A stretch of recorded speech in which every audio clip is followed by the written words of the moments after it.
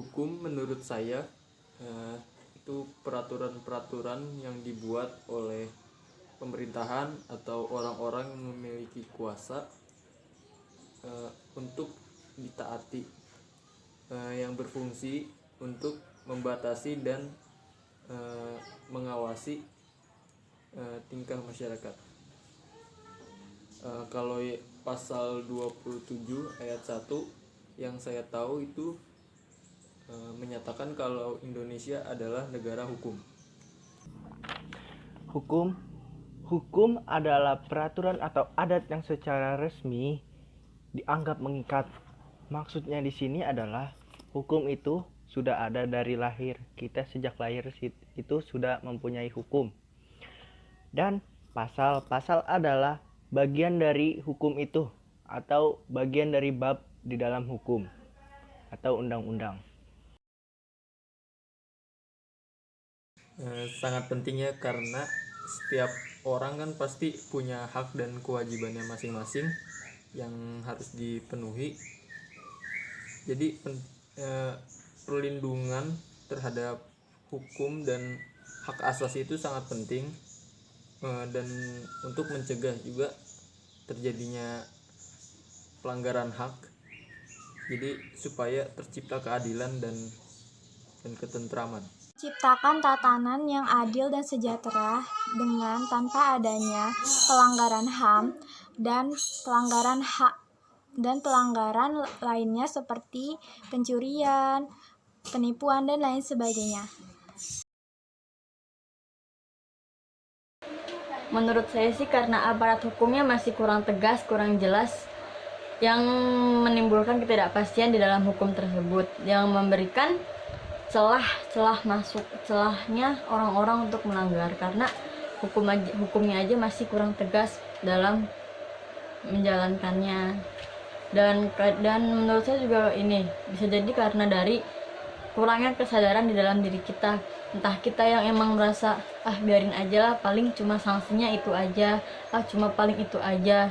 Jadi tuh emang kurang sadar diri kitanya karena terlalu menyepelekan sanksi hukum tersebut, yang mana kadang tuh padahal pelanggaran itu bisa merugikan semua orang, bukan kita saja yang rugi.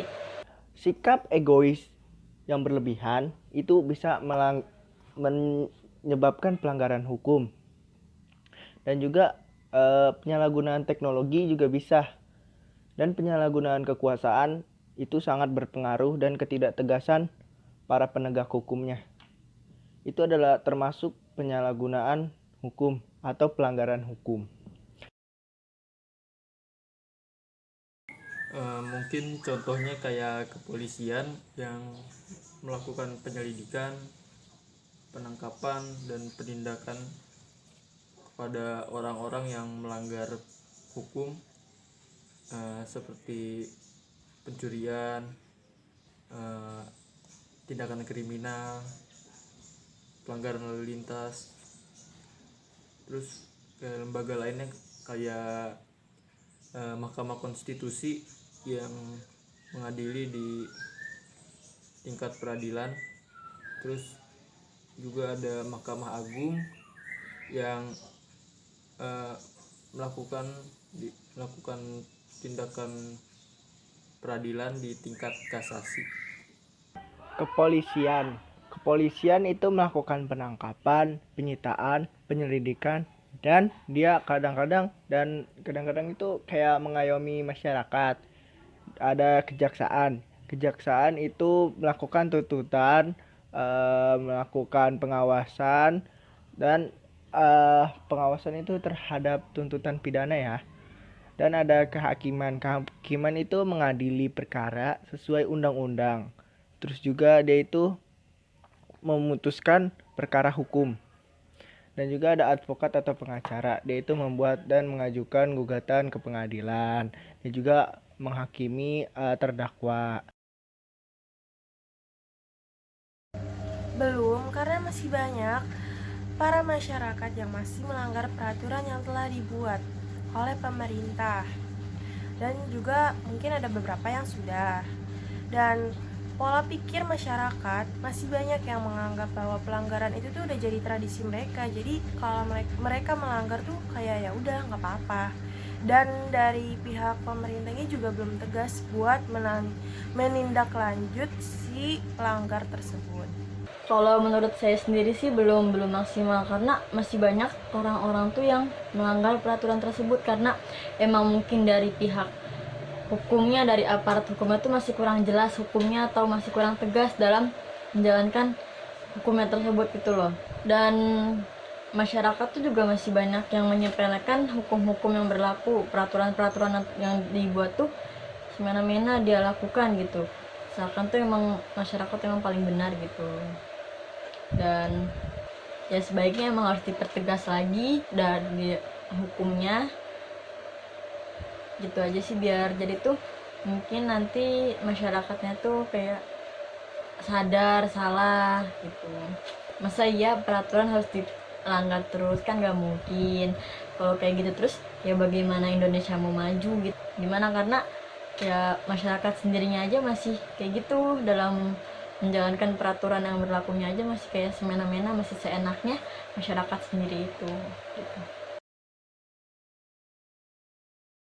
Contoh kasus di Indonesia tuh ada banyak. Contohnya kayak pelecehan seksual terhadap anak di bawah umur, pembunuhan, terus juga korupsi, pelanggaran lalu lintas. Masih banyak banget pelanggaran di Indonesia tuh. Yang pertama itu ada korupsi.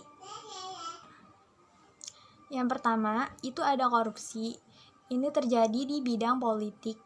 Biasanya para pejabat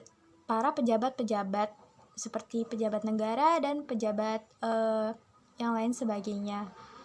Biasanya mereka selalu ada kasus tentang mengkorupsi uang negara ataupun korupsi dalam penjualan. Sebenarnya banyak macam-macamnya. Kedua, itu ada pencurian. Di Indonesia sudah banyak terjadi pencurian yang ada karena sisi ekonomi yang sangat rendah, dan juga sekarang lagi ada pandemi COVID-19, jadi banyaknya orang-orang berkesempatan untuk mencuri harta benda orang lain di saat seperti ini. Jadi masih banyak pencurian yang terjadi seperti copet di terminal ataupun pencurian maling di rumah kalau misalkan udah malam. Terus ada lagi pencurian kasusnya melewati hipnotis, bisa lewat telepon ataupun langsung.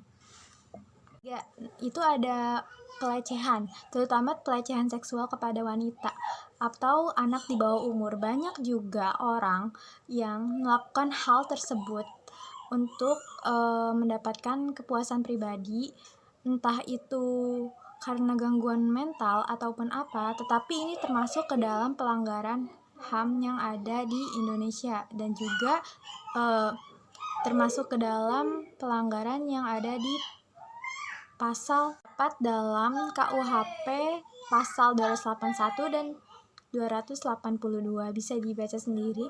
Dan sekarang tuh sudah banyak sekali kasus-kasus yang ada pelecehan seksual ini, terutama kepada wanita, seperti pemerkosaan dan lain sebagainya. Itu sih salah satu contohnya aja.